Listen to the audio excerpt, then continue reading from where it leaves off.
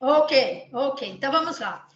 Bom, hoje nós teremos uma entrevista com o Aristóteles Moreira Filho. Ele é doutor em Direito Econômico, Financeiro e Tributário pela USP, pela Universidade de São Paulo. Ele foi pesquisador visitante no Max Planck Institute for Tax Law and Public Finance, em Munique, na Alemanha. E ele desenvolve pesquisas nas áreas de direito da inovação e de direito tributário. O Ari, eu estou chamando ele assim, né? Porque ele foi nosso colaborador e tem sido nosso colaborador há bastante tempo. E uma coisa interessante sobre o Ari é que ele é o autor do recém-publicado livro Direito da Inovação, Tributação, Tecnologia e Desenvolvimento, certo? Bom, eu quero primeiro agradecer você por ter aceito o nosso convite para essa entrevista. E hoje nós vamos falar um pouco sobre política industrial e política de inovação. Ok, Ari? Ok, então, como uma primeira pergunta que eu te faço qual é a diferença entre política industrial e política de inovação? Vamos lá. Boa tarde a todos. Para mim é uma honra estar aqui, participando mais uma vez das atividades do SEST. É um privilégio muito grande para mim poder integrar esse grupo tão seleto e qualificado, diverso, de pesquisadores, cada um referência aí na sua área de atuação. E, na medida do possível, eu tento dar a minha contribuição nos meus campos de pesquisa, que são política de inovação, política de desenvolvimento, né, que envolve política industrial e de inovação, e tributação, que é a minha área de origem, digamos assim. Você falou sobre política industrial, que a gente ia falar, e política de inovação, não falou sobre a reforma tributária, não sei se você vai querer falar sobre isso também depois. Não, sim, também, lógico. Tudo que você puder falar a respeito, para a gente é muito interessante, porque como eu, pelo menos, sou de uma área diferente da sua, tudo que vier para contribuir vai ser fantástico. Ok, então, por favor. Vamos ver se dentro do tempo que a gente tem, o que a gente consegue falar. Realmente os temas são muito complexos e muito relevantes também, eu acho que muito atuais também. E de início eu já registro que uma das minhas preocupações quando eu elaborei a minha pesquisa de doutorado, que se tornou esse livro, publicado pela editora Quartier Latam, Direito da Inovação, Tributação, Tecnologia e Desenvolvimento, foi trazer para o mundo do direito e para o operador do direito alguns conceitos que são originários, sobretudo, da economia, que são fundamentais para a aplicação dessas políticas, que na ponta é o jurista que assume a responsabilidade de sua implementação. O meu mote, digamos assim, inicial da pesquisa foram os incentivos fiscais à inovação, mas dentro desse contexto que eu identifiquei da necessidade de jogar luz em todo esse universo, então eu acabei abordando temas como política industrial, o próprio conceito de desenvolvimento, industrialização tardia, enfim, questões relacionadas sem cuja análise não se consegue atingir o objetivo de entender o que são os incentivos fiscais à inovação, qual a sua finalidade, como eles operam, enfim. E por que eles funcionam, por que eles não funcionam. Então, se o conceito de política industrial é uma expressão assim que é praticamente ubíqua no noticiário. Curiosamente, e hoje, nesse mundo de rede social, a gente tem esse fenômeno de termos técnicos de diversas áreas estarem sendo manipulados pelo público leigo de uma forma muito intensa. A gente vê hoje no Brasil, por exemplo, discussões relacionadas ao judiciário, à Constituição, enfim, ao Supremo Tribunal Federal, processo. E no âmbito da economia tem os seus temas chaves, né? Juros, política de juros, câmbio, e política industrial é um deles. Mas o que eu percebo realmente é que falta um conceito de política industrial, falta o domínio do que é a política industrial. Isso não só entre os leigos, mas também muitas vezes entre os próprios analistas, né? E esse caso, me parece, desses incentivos dos carros populares é um exemplo que simboliza muito isso. Enfim, o que é política industrial? O termo política industrial, ele foi cunhado, curiosamente, eu acho que muita gente não sabe disso, dentro no contexto da industrialização japonesa no pós-guerra. O Japão foi o primeiro país que implementou, de uma forma institucionalizada, políticas públicas voltadas ao desenvolvimento de determinados setores da economia, visando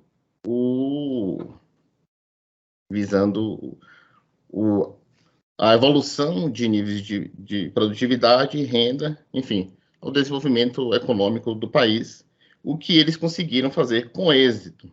O Japão tinha um órgão, foi criado um órgão responsável por implementar essas medidas, era o Ministério do Comércio, Ministry of Industry and Trade, chamava MIT, e foi o MIT que implementou essas medidas originariamente e deu ao nome disso a expressão política industrial. São medidas que têm a característica de intervir na economia, visando desenvolver determinados setores que o sistema político, que os gestores, os formuladores de política, entendem que serão estratégicos para o desenvolvimento. Então, a política industrial ela tem característica de ser seletiva, que é uma coisa assim que a gente vê muito no noticiário como algo pernicioso. Você vai escolher setores. Isso você sempre vê nos analistas, né? Você vai escolher empresas. Isso está errado, tem que deixar nas mãos do mercado. Só que não apenas isso, a seletividade é inerente à política industrial, mas a experiência consolidada desses países que decidiram desenvolver essas estratégias de desenvolvimento e o fizeram com êxito, mostrou que isso é necessário. Então, de um lado, a gente tem a política industrial com esse caráter seletivo e estratégico, e a política de inovação, ela é, digamos assim, complementar à política industrial. Algo mais novo, certo? Ela parte de setores econômicos já estabelecidos e visa levar esses segmentos econômicos a níveis superiores de tecnologia e competitividade. Então, assim, se você não tem setores econômicos complexos estabelecidos na economia, você não consegue fazer política de inovação. Dando um exemplo muito simples. Como um país, por exemplo, como o Brasil hoje, conseguiria desenvolver políticas de inovação na área de semicondutores, se o Brasil não tem nem indústria de semicondutores? Como a Argentina conseguiria implementar política de inovação na área aeroespacial, sem a Argentina não tem indústria aeroespacial? Então, primeiro você tem que desenvolver uma política industrial para estabelecer esses setores da economia, né? Por exemplo, o que o Brasil fez com a Embraer, o que o Brasil, com sucesso, né? O que o Brasil tentou fazer no segmento de óleo e gás, óleo e gás e de estaleiros, né, o setor naval, da indústria naval. Esse foi um fracasso, mas assim, a política industrial é algo em que o risco realmente é inerente, né? Você tem uma série de vertentes de intervenção, você tem setores que são definidos como estratégicos, todos os países que fizeram política industrial fizeram isso. Eventualmente você tem projetos que são bem-sucedidos e outros que não são. O que interessa é que no longo prazo você vai ter um ganho de níveis técnicos até o momento em que aquele segmento da economia ou aquelas empresas já vão conseguir competir com suas próprias pernas e não vão precisar mais do Estado. Hoje, por exemplo, o caso da Embraer no Brasil é um caso que é simbólico, apesar de que o setor aeroespacial é um setor em que a intervenção do Estado ela é generalizada em todo mundo, né? É um setor muito subsidiado, porque é um setor muito estratégico mesmo e muito intensivo em capital. Mas, assim, é basicamente isso. Se a gente for fazer sendo bem objetivo, primeiro, você tem que ter setores. Para ter setores complexos, você faz política industrial, que geralmente usa instrumentos mais contundentes de intervenção. Se a gente pegar, por exemplo, o próprio setor automotivo, que é que está em pauta aí no Brasil por causa desses incentivos do carro popular, a gente pega dois cases, por exemplo, a China e a Índia, que tem uma indústria automotiva hoje já significativa, com perfis bem distintos as duas. A China mais focada em carros elétricos hoje, e a Índia mais em carros o que nós chamamos de carro popular, né? Carros menores e de baixo custo. Mas os dois usaram essa estratégia. Os dois definiram esses segmentos como setores relevantes, implementaram inicialmente políticas industriais que são de proteção à competição externa, seleção de investimento estrangeiro para poder viabilizar um aprendizado das empresas, então incentivar a cooperação entre empresas nacionais ou empresas estrangeiras para absorver essa tecnologia e, num segundo momento, abrir o mercado e permitir que essas empresas domésticas já estabelecidas, elas alcancem níveis de eficiência de padrão internacional. Ou seja, você só pode abrir depois que você já tem aquele segmento estruturado e com empresas nacionais, que é uma outra questão. Não adianta você desenvolver uma estratégia desse tipo para a indústria estrangeira que já está estabelecida lá fora. Para que o Brasil ou um país qualquer, vai incentivar o desenvolvimento da empresa estrangeira? Não faz sentido. Sobretudo porque, geralmente, a empresa estrangeira que está no seu país, ela já é competitiva, né? Já é uma multinacional competitiva. Então, essas políticas, elas visam, ao fim e ao cabo, fomentar uma indústria nacional competitiva. E, nesse sentido, a política industrial e a política de inovação, elas têm essa complementaridade. Tá, então acho que a minha segunda pergunta está respondida. Por que o Brasil precisa de uma política industrial? Você mais ou menos já respondeu a questão, certo? A questão do precisar, a gente identifica historicamente. A primeira industrialização, a originária, é a inglesa. Os ingleses, eles inventaram. E também eles organizaram as invenções de uma forma que permitiu que a economia passasse a funcionar com base na técnica. Se nós olharmos a era pré-industrial, a economia era muito subordinada à política, os mercados eram cativos, as empresas, os países, eles tinham monopólios em determinados, ou colônias, ou em determinadas regiões. A partir da industrialização, a economia deixou de ficar subordinada à política e passou a ser determinada pela técnica. Quem tem a melhor técnica ganha os mercados. Os ingleses saíram na frente. Quando os ingleses saíram na frente, se instaurou uma corrida. Então, é uma corrida permanente. Não basta o país ter ou decidir atuar em determinada área ou produzir determinado produto, ter uma determinada técnica. A sua técnica tem que ser melhor do que a do outro. Então, nesse processo, os países que vieram depois, eles passaram a ter que desenvolver esse aprendizado numa velocidade maior do que os que estão na frente. Então, é uma corrida. Né? É uma corrida e sem instrumentos de apoio à indústria nacional, de forma que ela ganhe uma velocidade superior aos países avançados, os mercados não se abrem. Né? Então, você tem, por exemplo, da Alemanha, que foi o segundo país a se industrializar. A Alemanha na época, no século XIX, não apenas mirou o exemplo inglês como uma referência, mas enviou pesquisadores para aprender,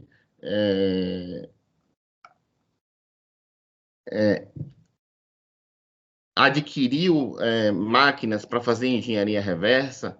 Então, esse processo de aprendizado, que, obviamente, no século XVIII, ele era muito mais voluntarioso, ele se tornou institucionalizado. Então, as políticas industriais, elas são exatamente esses mecanismos institucionalizados pelos quais os estados viabilizam, dentro da sua economia, um aprendizado técnico para atuar em determinados setores, inicialmente, e depois para que esses setores eles se tornem competitivos. Tem uma expressão de um economista que chama Wade, que eu até cito no meu livro, que é bem interessante, que ele diz que vou até ler aqui, é mais fácil. Ele diz: a ideia de que um sistema aberto, sem uma ampla estrutura do tipo centro-periferia, equivale a de uma maratona em que a posição de cada corredor é determinada pela sua condição atlética interior. O que ele quer dizer que numa maratona a posição de cada corredor não é determinada pela sua condição atlética interior? Numa maratona estão todos ali no mesmo espaço disputando uma posição de proeminência. Então, não basta você simplesmente ser atlético, você tem que passar o outro para trás, né? E se você está na frente, o outro está atrás. E se o outro está atrás, você está na frente. Então, assim, é uma dinâmica, é uma disputa por predominância, né? Uma disputa por uma dominância de mercados. E se o Estado, para esses países de industrialização tardia, como o Brasil, que tem uma economia pouco complexa, se o Estado não fomenta, não coordena os agentes produtivos com esse objetivo, espontaneamente isso não acontece, porque os mercados não se abrem, né? E é só nós contemplarmos aí a realidade, para nós vermos, por exemplo, o caso agora o caso do automobilístico histórico no Brasil, que o Brasil nunca conseguiu. Eu acho que eu acabei mudando a minha câmera aqui. Eu acho que você mexeu na câmera, sim. Foi. E deixa eu ver se eu consigo. Eu acho que eu bati no cabo e ela desconectou, que chato.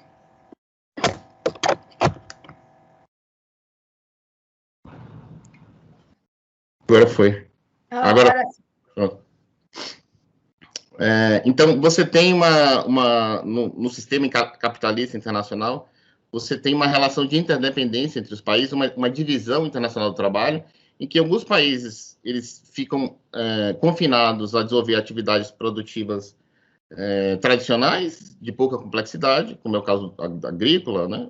Obviamente que a agricultura tem o seu valor, não se está menosprezando a agricultura, só que a agricultura ela não consegue levar níveis de renda, de bem-estar, que setores mais complexos da economia proporcionam. Então, nessa concertação internacional, em que alguns países fornecem tecnologia e outros fornecem insumos, para romper com isso é necessária uma dinâmica, né? Uma dinâmica que ela não surge espontaneamente no mercado. E aí você tem essa controvérsia dentro da economia. Eu não sou economista, mas eu tive que ler bastante economia para fazer a minha pesquisa, entre os economistas heterodoxos, que entendem essa importância da intervenção do Estado, e os economistas ortodoxos, que entendem que o próprio sistema econômico, espontaneamente, ele leva a níveis superiores de produtividade, de eficiência, se as condições para tal estiverem dadas. Condições como poupança, custo de capital, juros baixos, câmbio favorável. Óbvio que tudo isso é importante. Por exemplo, o caso do custo tributário no Brasil, e aí já entrando no tema da reforma tributária, é um problema seríssimo. Enquanto nós não fizermos a reforma tributária, o Brasil nunca vai ser competitivo em indústria, nunca vai ser. Né? A questão da acumulatividade dos impostos sobre o consumo no Brasil é um problema sistêmico que já vem de décadas e muitas vezes as medidas são implementadas como se políticas são medidas que não causa, mas apenas custo tributário bom, juros, poupança, não geram tecnologia. Tecnologia é algo material que pressupõe um aprendizado, e isso se dá num processo gradativo e exige políticas públicas complexas. Né? É um aprendizado que se dá em nível da empresa, se dá em nível das universidades, do Instituto de Pesquisa, se dá em nível do mercado também, do mercado consumidor. É uma simbiose, é uma complexidade muito grande, que realmente exige políticas públicas, e hoje, no Brasil, realmente isso é um tema polêmico, mas no mundo todo já se chegou a um consenso de que a política industrial é necessária. A gente está vendo aí o caso dos Estados Unidos agora com semicondutores, 200 bilhões de dólares para estabelecer um setor de semicondutores nos Estados Unidos. O Canadá agora está investindo fortíssimo em energia e na mudança, na transição energética para automóveis eletrificados. Tem o que 2 meses que eles anunciaram uma fábrica da Volkswagen no Canadá, subsídios de mais de 20 bilhões de dólares, é a primeira fábrica de bateria da Volkswagen fora da Alemanha. A União Europeia também tem um programa ligado à transição energética, mudança climática, combate à mudança climática, também com volumes altíssimos de recursos. Então, o mundo hoje já está consciente de que a política industrial é necessária. No Brasil, a gente ainda tem essa crise existencial aí, esse conflito existencial. É uma coisa que trava, né? Trava o desenvolvimento, não trava? Exatamente. É como enquanto os outros países estão no baile, com as suas melhores roupas, o Brasil tá em casa pensando se vai no baile ou não. Né? Então, políticas complexas como essas, elas têm um horizonte de longo prazo, elas precisam ter uma política de Estado, né, atravessar gestões governamentais, elas têm que formar um acervo de experiências acumuladas e alavancar essas experiências para o futuro, evolução, aprimoramento, avaliação. Então, assim, isso é um horizonte de décadas.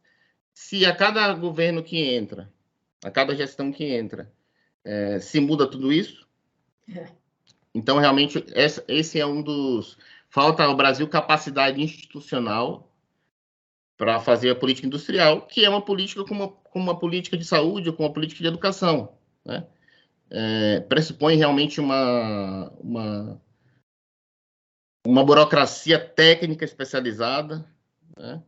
E essa perspectiva de contínua evolução, aprendizado, avaliação, até que os objetivos venham sendo atingidos. Foi assim em todo o mundo, foi assim, acho que foi assim na China, foi assim na Índia, foi assim no Japão, e certamente, né, se nós mantivermos um curso nesse sentido, certamente vamos colher mais resultados positivos do que colhemos hoje. Né? Mas é uma questão que o Brasil precisa superar, realmente. Exato, porque a gente fica naquela roda, né?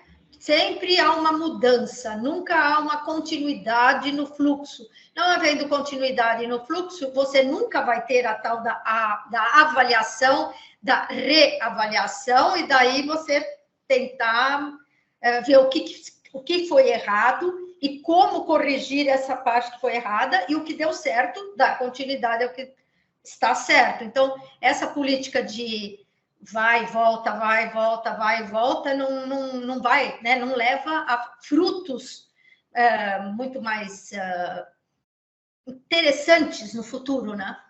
Sim, exatamente, exatamente. É isso que Falta, breca. falta realmente continuidade e a convicção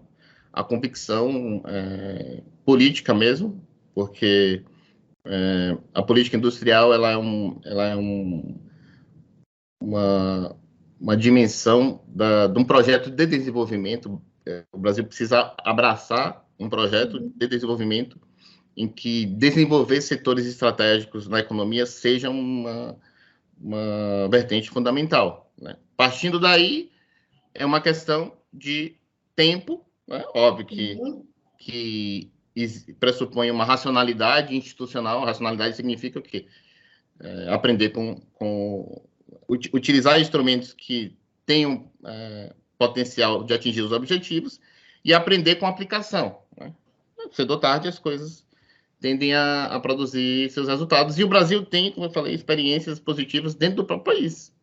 O caso da Embraer, o caso da Embrapa, a própria Petrobras, abstraída questões aí de corrupção que houve, mas é uma empresa líder e não surgiu da noite para o dia, não. Lógico. Surgiu resultante de políticas públicas que nos levaram a ser líderes em determinado segmento. Falando em carros novos, os novos carros populares, né? Você acha que esses novos carros são uma boa política industrial? Então, essa é uma questão interessante. Quando surgiu um anúncio dessas medidas, inicialmente não se sabia exatamente o seu conteúdo, mas a reação da imprensa foi logo muito crítica, tá? Que é uma política industrial ruim, que é uma política voluntariosa, que vem mais do mesmo, vamos repetir os mesmos erros do passado, que o setor automotivo vive de subsídios no Brasil. Eu acho que as críticas são todas têm uma base, mas no que elas erram, no meu modo de ver, dizer que isso é política industrial. Essa é uma medida muito pontual, né? E quando veio a medida provisória, saiu a legislação, semana passada, ficou isso bem claro. É uma medida muito pontual, vale por 4 meses, recursos assim, muito modestos para um setor como o automotivo, 500 milhões de reais de crédito para ser transformado em desconto na aquisição de veículos de passeio, né? Se nós somarmos veículos comerciais, acrescenta mais um pouco, mas mesmo assim não me parece que faz muita diferença. Então, mas a ideia não é, o foco maior não são os caminhões e os ônibus, ou estou errada? Sim, do ponto de vista financeiro, sim, os recursos são, o volume de recursos é maior, mas é pouco maior, né? Pouco maior. Não é uma medida que, no meu modo de ver, tem a pretensão de transformar o setor automotivo brasileiro, tá? Me parece ser uma medida pontual para estimular uma demanda no momento em que a economia está precisando ser movimentada. de um estímulo, né? Por essa questão dos juros, ao nível de capacidade ociosa das indústrias. Muitas indústrias fecharam, algumas saíram do país, do setor automotivo. Então, me parece que é mais uma medida para aquecer o segmento ali no curto prazo do que para transformar o setor automotivo brasileiro ou levá-lo a níveis superiores de competitividade, entendeu? Entendi. Acho que nesse sentido, por um lado, isso mostra que muitas vezes se desconhece o que é uma política industrial, né?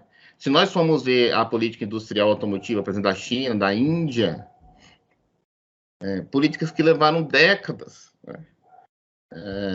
Que realmente implementaram, estruturaram uma indústria doméstica automotiva, e até hoje estão sendo ainda não chegaram aos seus objetivos. A China aproveitou essa mudança de paradigma, está aproveitando, né, dos carros, de paradigma tecnológico para os carros elétricos, e hoje a China tem aí uma perspectiva muito grande de ser líder aí nos próximos anos, coisa que eles não conseguiriam dentro no paradigma dos automóveis a combustão.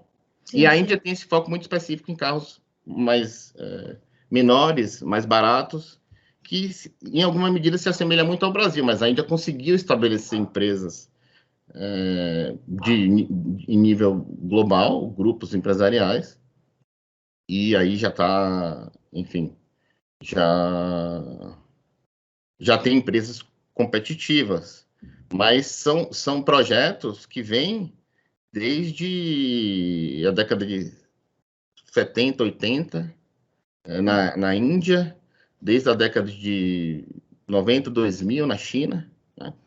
Então, são políticas muito complexas. Esse caso do Brasil aí me parece, dessa medida dos carros populares, eu não chamaria isso de política industrial. Isso me parece mais uma medida para dar um estímulo, aquecer, né? Aquecer a economia. Dar um estímulo de demanda muito pontual, curto prazo. E parece que para isso, em princípio, pelo que eu tenho lido no noticiário, parece que está funcionando. Até quando? Até que nível, até onde esses efeitos vão perdurar? Eu acho que vai depender muito da reação da retomada da economia brasileira como um todo, essa questão dos juros.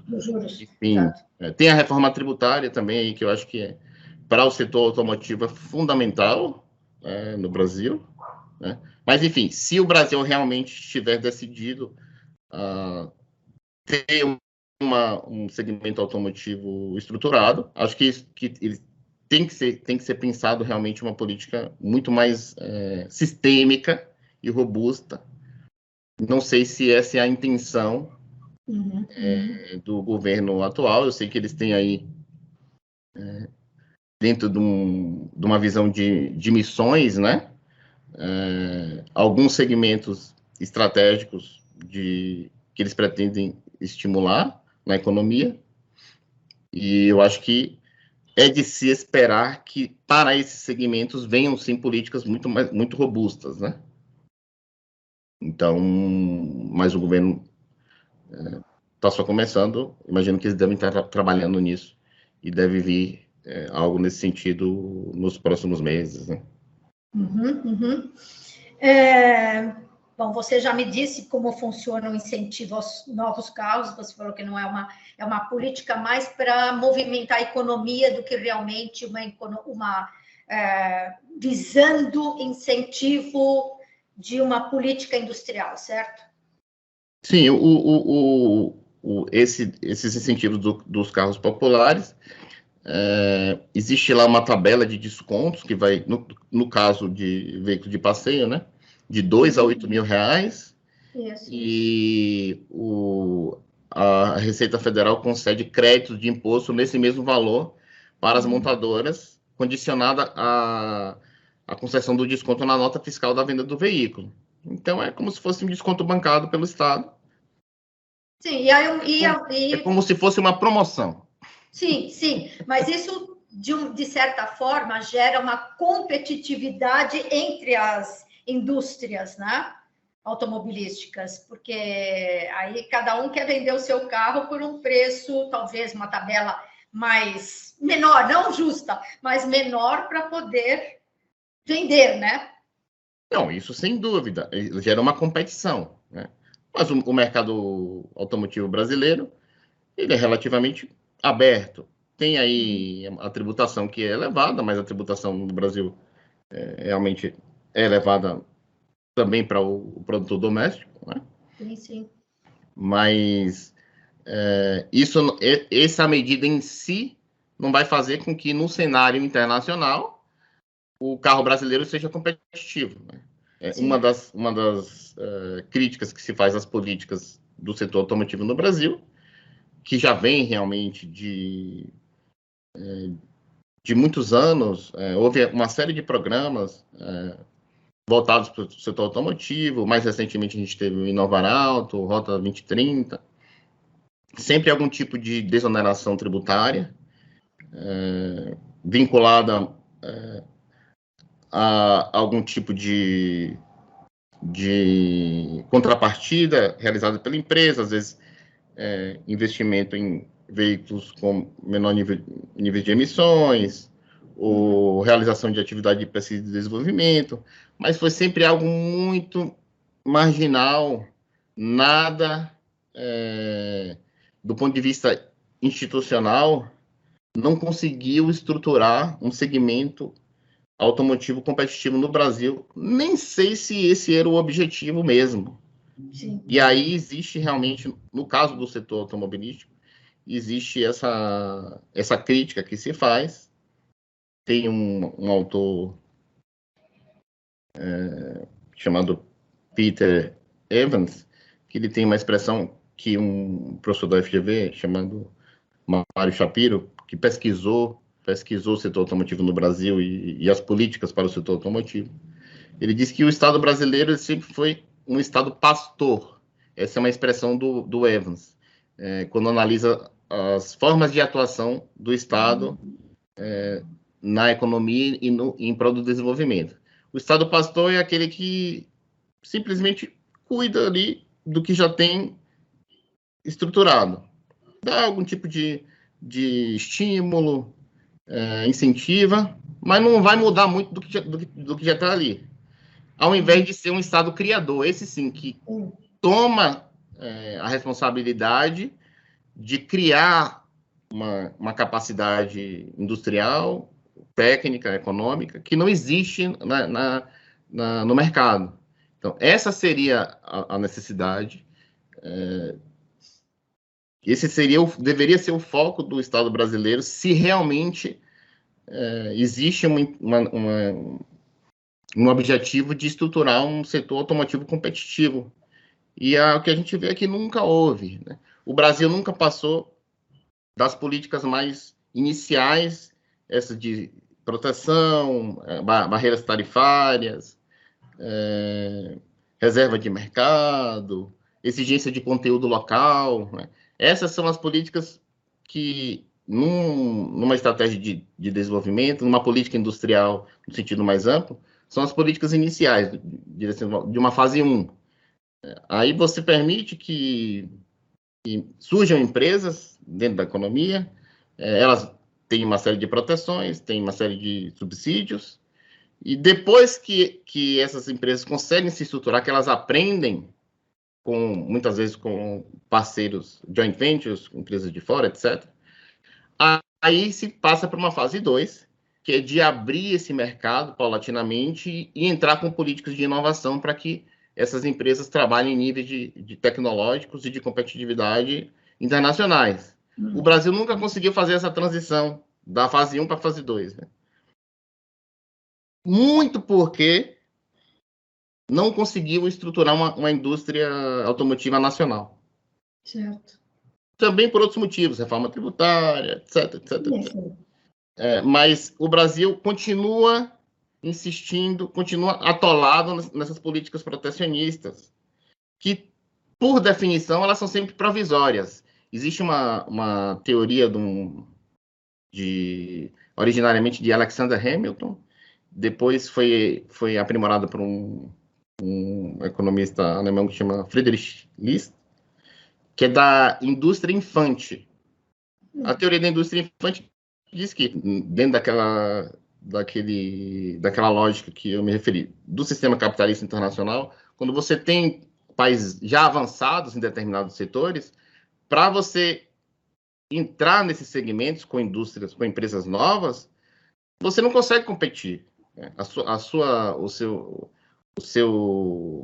o seu segmento, não consegue competir nos níveis dos países mais avançados. Então, você precisa de uma proteção inicialmente, né? Essa é a teoria da indústria infante. Depois que o seu setor já tem um nível de maturidade e de aprendizado técnico, aí você começa a abrir. Então, o Brasil ficou estancado, não conseguiu fazer essa transição. E, para isso, é necessário realmente uma capacidade institucional. É interessante, se a gente analisar, eu acho que o case da Índia é muito interessante para o Brasil, porque a China ainda é um país que tem uma peculiaridade institucional muito, muito característica, que é coisa do Estado, é um Estado planejador, né, por excelência. E tem um sistema político que é diferente do nosso, né, que é uma democracia representativa. A Índia é um país democrático, mas a Índia conseguiu fazer essa coordenação de uma forma muito semelhante ao que a China fez. O Estado indiano, antes no último quarto do século passado, tinha uma indústria automotiva protegida, estimulou joint ventures com empresas estrangeiras. Tem um caso muito interessante de um veículo chamado Maruti 800. O Maruti 800 foi o carro que revolucionou a indústria automotiva indiana. É um carro pequeno, barato. Você olha assim, parece é o carro popular por excelência, né? O Estado indiano tinha uma empresa, nacionalizou uma empresa local e fez uma joint venture com a Suzuki. Esse carro, assim, é como se fosse... Lembra do Fusca lá do Itamar? É como se fosse um Fusca, mas um negócio que deu muito certo. Foi um projeto novo, não é um carro antigo que voltou a ser fabricado, um projeto novo que conseguiu levar carros a uma classe média nascente num país super populoso como a Índia. Isso transformou a indústria automotiva do país. Aos poucos, foram surgindo outras indústrias indianas, também joint ventures com empresas estrangeiras, muitas japonesas, mas também de outros países. E com essas cooperações, o Estado coordenava isso tudo. Imagine, o Estado, muitas vezes, participava de decisões empresariais, não só de programas abstratos, né? Decisões empresariais, até que essas empresas foram se estruturando, e a partir da década de 90, todas essas restrições, exigência de produção local, barreiras tarifárias, exigência de joint venture para poder investir no país, todas essas restrições foram sendo abolidas, e essas empresas começaram a andar com as próprias pernas, desenvolver os seus próprios produtos, e hoje a Índia é um país que, por exemplo, tem empresas que são donas da Land Rover, da Jaguar, Grupo Tata, Grupo Mahindra, são grupos em nível global, padrão de competitividade internacional. Mas tudo isso não surgiu nem espontaneamente, nem da noite para o dia. Foram décadas de coordenação, de planejamento e coordenação. Então, a gente tem que olhar para esses exemplos e analisar, certo, né? Analisar criticamente, exatamente, analisar criticamente a nossa realidade. Obviamente que cada país tem as suas peculiaridades e o Brasil vai ter que ter o seu próprio aprendizado. Da noite para o dia, sem um esforço, sem um planejamento, sem projeto, nunca conseguiremos ser um país realmente com indústria competitiva.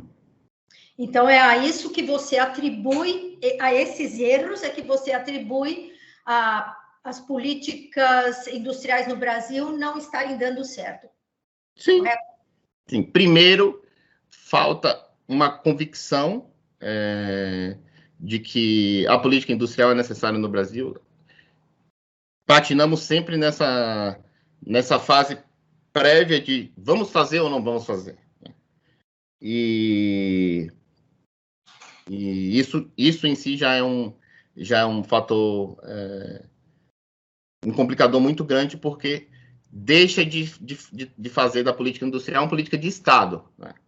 Que vai além do vai e vem de político partidário. Então, a gente tem, por exemplo, no governo Fernando Henrique, a boa política industrial, ela não ter política industrial. Isso quem falou foi Pedro Malan, que era o ministro da Fazenda. A melhor política industrial é não ter nenhuma política industrial. Depois veio o governo Lula, muito voluntarioso, o governo Lula, o governo Dilma, tentaram fazer muitas coisas, muita coisa não deu certo. Mas não é por isso que nós vamos deixar de fazer a política industrial. É como dizer que a educação do Brasil não dá certo, então vamos deixar de ter educação. Exato. Ou de ter educação pública, né? Ou de ter saúde. Não é isso, não é assim que funciona. Vamos aprimorar, vamos ver onde erramos e aprimorar. A partir daí. Mas já veio o governo seguinte, o governo Temer já retrocedeu em tudo isso, o governo Bolsonaro mais ainda. Então, isso realmente, essa postura errática do Estado brasileiro não vai fazer a gente chegar a lugar nenhum. Né? Então, esse é um primeiro ponto, me parece que é fundamental. Depois, em nível realmente das políticas, a gente precisava consolidar esse aprendizado do que foi feito e evoluir. Né? E, óbvio que para isso nós precisávamos ter uma estrutura, uma política de Estado realmente de longo prazo, permanente, que permitisse que nós tivéssemos essa capacidade, digamos assim, burocrática,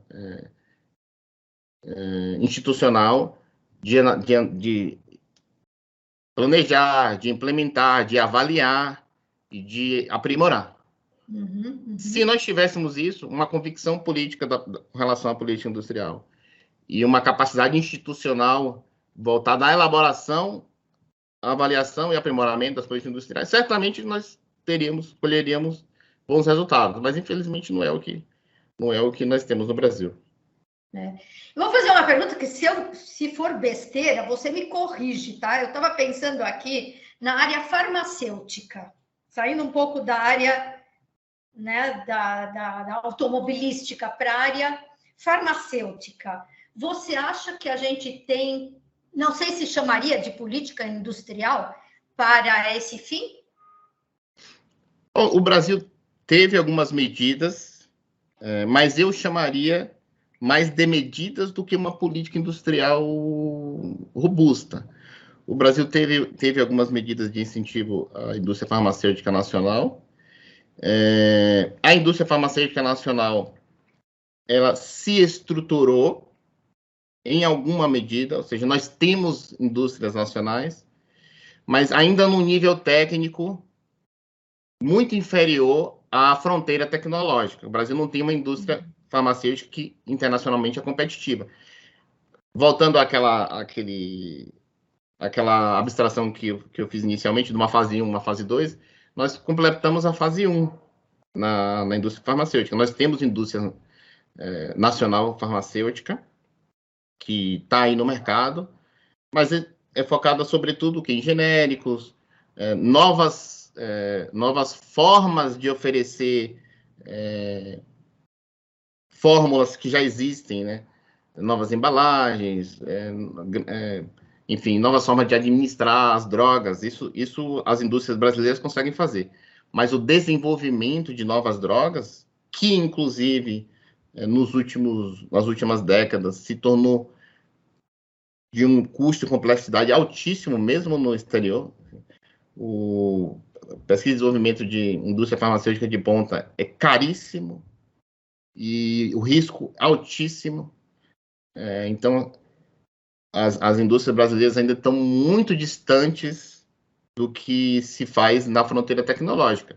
Mas já temos um primeiro passo. Seria o caso de, dentro de um planejamento, dentro de uma política industrial realmente, em que nós tivéssemos como objetivo, não sei se em todo o segmento farmacêutico, talvez nessa área de biofármacos aí, talvez o Brasil tenha um potencial, mas isso parte primeiro dessa decisão, onde nós vamos apostar nossas fichas, onde nós temos uma oportunidade, onde nós podemos ser competitivos no setor aproveitando a biodiversidade brasileira, questão de vacinas, que o Brasil também Foi o que eu pensei nas vacinas. Exatamente, então. Teríamos que fazer essa escolha e ter uma estratégia, né? Assumir essa missão, né? Que é essa expressão que foi cunhada pela Marina Mazzucato, que o governo brasileiro atual utiliza, e outros países também usam. A Índia tem a missão do setor automotivo, por exemplo, até hoje. Então, teríamos que assumir essa missão de desenvolver a indústria farmacêutica brasileira, talvez em determinadas vertentes em que nós podemos ser competitivos, né? A gente não tem como ser competitivo em tudo, nem o Estado tem recursos, os recursos são finitos, né? Ainda mais num país como o nosso, em que a desigualdade, o problema da fome, o problema do acesso, enfim, às necessidades mais básicas é primordial.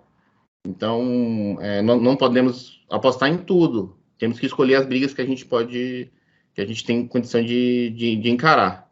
Mas acho que o setor farmacêutico é um setor que eu tenho certeza que esse governo e outros governos que decidirem fazer política industrial vão ter um olhar especial, sim, sem dúvida. Ainda mais a pandemia mostrou isso, né? Pois é, exatamente. O caráter estratégico, mesmo países que ricos, que já tem alguma indústria farmacêutica, chegaram à conclusão de que é necessário ter essas cadeias de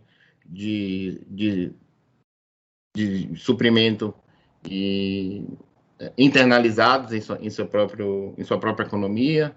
Então, esse se tornou um setor realmente, né, da pandemia para cá, sobretudo, estratégico. Me parece que o Brasil, tendo já uma indústria farmacêutica, deve realmente olhar com carinho. Mas, realmente, se nós formos analisar como se faz realmente política industrial, não me parece que o Brasil, hoje, até agora, tem uma política industrial realmente para estruturar uma indústria farmacêutica competitiva. Tá. E você vê em alguma área que você vê que essa política industrial está sendo focada agora neste governo? Ou não? O governo tá começando. O vice-presidente Geraldo Alckmin é alguém que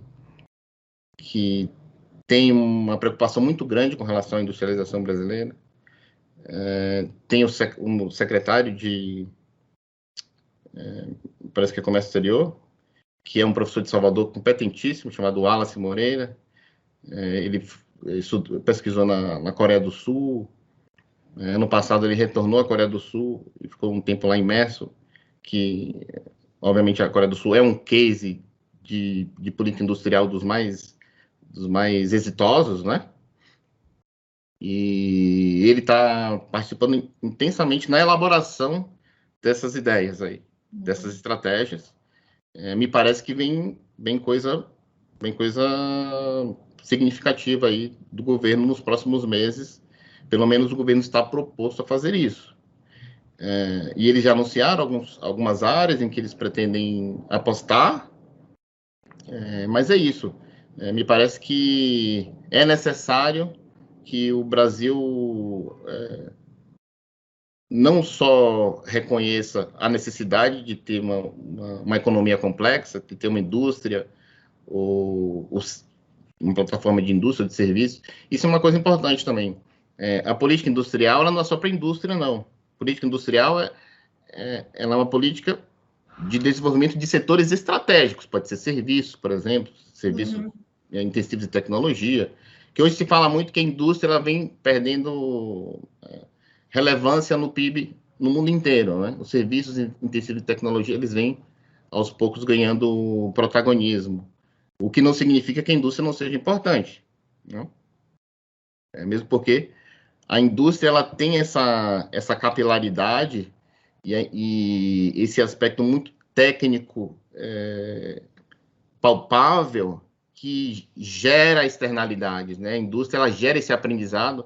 Na maioria das vezes, os países que são competitivos em serviços têm uma indústria forte.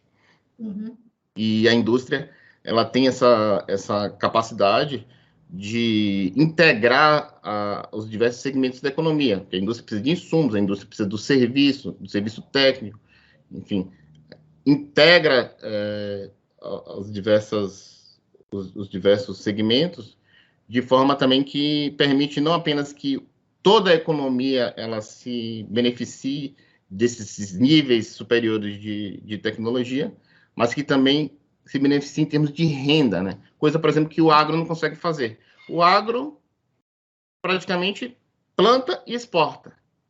Uhum. Então, é uma renda que fica muito concentrada nesse setor especificamente. Não se espraia muito. Obviamente que em regiões em que o agro é forte, os níveis de renda são mais elevados, mas realmente o agro ele não tem essa capilaridade que a indústria tem, e ao final das contas, ter uma indústria forte realmente é fundamental. Então, forte, eficiente, sim, produtiva e sim, competitiva internacionalmente, né? exatamente. E isso para países como o Brasil, de industrialização tardia, que tem que correr mais do que os que já estão a léguas lá na frente. A gente precisa de um estímulo, a gente precisa de coordenação, a gente precisa de que o Estado assuma esse papel de protagonismo, e isso é feito através da política industrial. Ok, Ari, acho que a gente abordou bastante coisa sobre política industrial, sobre a inovação, política de inovação. Eu acho que em breve a gente pode conversar sobre, se você puder e quiser, sobre a parte de tributação, porque eu acho que essa é uma área também bastante interessante e vem coisa por aí, né? Então a gente pode combinar mais uma entrevista a respeito disso. Você tem muito conhecimento, né? Então, acho que seria bem legal. Fico à disposição, será um prazer. Ok, então, por enquanto, muito obrigada pelo seu tempo. Eu vou agradecer em meu nome e no nome do SEST, porque a gente faz parte do SEST, né? E eu faço as entrevistas para eles. Então, agradecer muito a você nesse primeiro momento e vamos, sim, conversar mais, porque essa parte, eu acho que é uma parte que interessa ao público em geral. Eu que agradeço, fico à disposição. Para mim é uma honra revê-la e todos podem contar comigo sempre. Ok, muito obrigada, viu, Ari? Forte Até. abraço. Tchau, tchau. Tchau. Agora a gente tem que esperar o Tiago